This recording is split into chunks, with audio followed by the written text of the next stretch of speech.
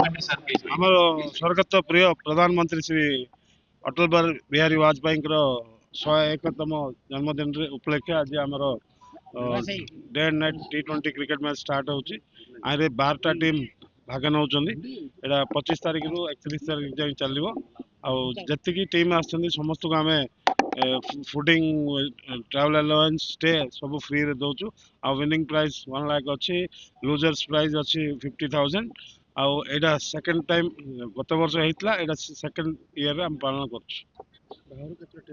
ବାହାରରୁ ଆମର ଆନ୍ଧ୍ରାରୁ ଗୋଟେ, ବେଙ୍ଗଲରୁ ଗୋଟେ, ଛତିଶଗଡ଼ରୁ ଗୋଟେ, 3ଟା ଟିମ୍ ବାହାରୁ ଅଛି। ଆଉ ସବୁ ଓଡ଼ିଶା। ହଁ, ରଞ୍ଜି ପ୍ଲେୟାର ବି ପାଇବେ ଆପଣ ଅଲମୋଷ୍ଟ। ଦର୍ଶକମାନଙ୍କ ପାଇଁ ଫ୍ରି ଅଛି। ଆଉ 31 ତାରିଖ ଦିନ ବି ଆଉ ରାତି 12ଟା ଯାଏ ଆମର ମ୍ୟାଚ୍ ସରିଲା ପରେ ବି ଦର୍ଶକଙ୍କ ପାଇଁ ଏଣ୍ଟରଟେନମେଣ୍ଟ ପ୍ରୋଗ୍ରାମ ଅଛି।